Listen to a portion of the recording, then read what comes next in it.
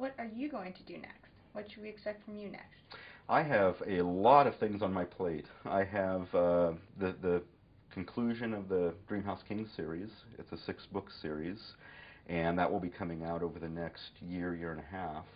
And I'm still writing them. I'm writing particularly the contest scenes that kids are writing in and explaining where in time the King family should look for their mom, and I'm writing those scenes as they come in. We're kind of selecting which ones would fit the story well.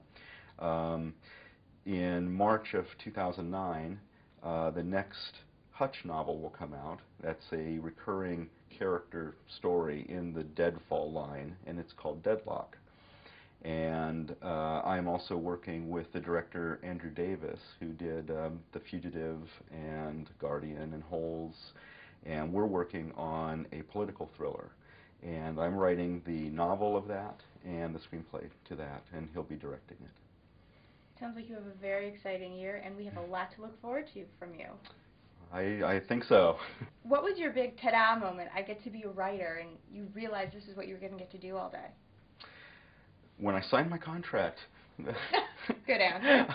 I knew I would be a writer since I was 5, probably 5 or 6, and I've always wanted to write.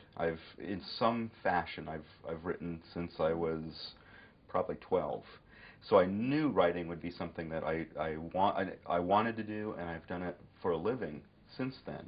So there wasn't something where I get to hang up my plumbing tools and become a writer. It was more shifting into the next thing.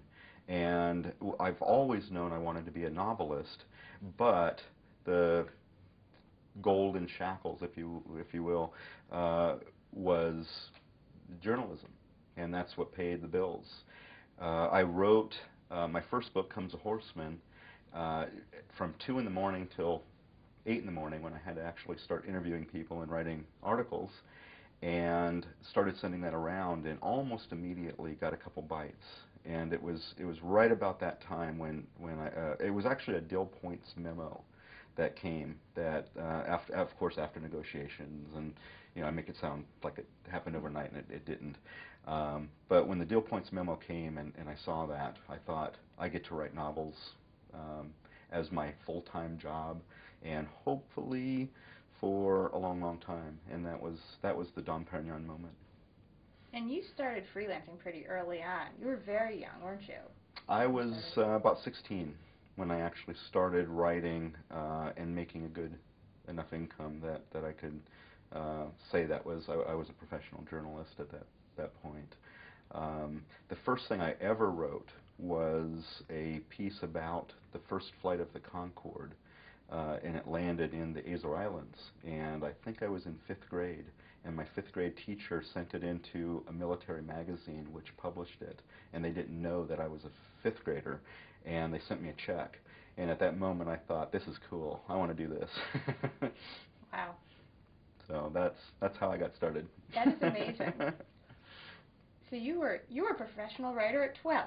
If getting paid for it means you're professional, then yes. Wow, quite the career. Very young. It's been fun. Good for you. Thanks.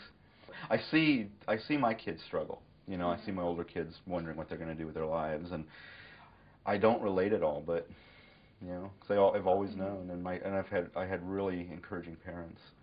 So I got to not do my homework, so I can write stories for the local paper. So I'd be up all night, instead of studying for a test, I'd be writing a story for the paper. That's really amazing. Because actually, Gail Lenz was here earlier, and she was telling us how the average novelist is waiting, like 10 years is what you should figure. 10 years, 6 manuscripts.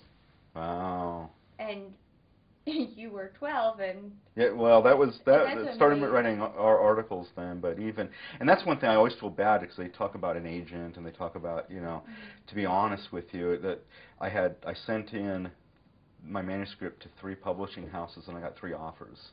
So I didn't go through that process, and the manuscript ended up at a book scout who got it to my agent. And my agent called me on a Monday and said, this is Joel Gottler, and I picked up your book on Friday. I read it over the weekend. I want to be part of your life. How can I do that? And I'm like, and I knew Joel Gottler because he's really big. He's Michael Connelly's agent and Sting's agent, and as I had known him or of him, and I was, as soon as he said, I'm Joel Gottler, I was thinking, yeah. And he's like, I want to be part of your life. And I said, all you had to do is say, send me a check and I'll sign. Yeah. So I didn't have to hunt. And so I feel bad when I'm talking to these to people, and they're like, well, tell us all the hell you went through to get an agent. It's like, he called me. He wants to be part of my life. Yeah, I know. It's what a line that is. I want to be part of your life. How can I be part of your life? All you have to do is ask. That's right. You sound like my wife. Thank you. And you've stuck with him the entire time. Yeah, he's great. Yeah, he's wonderful. And how long ago was that? 5 years, I guess. Yeah, about 5 years. So, prior to that, it was all unagented freelance magazine articles, which I wrote between 80 and 120 a year of those. So I was used to writing a lot, not counting the spec novel that I wrote. That's the hard part, is getting up at 2 in the morning and writing a novel, on spec. So. Thank you so much for being with us. Thanks for joining us here at Writing Room, and we'll see you soon.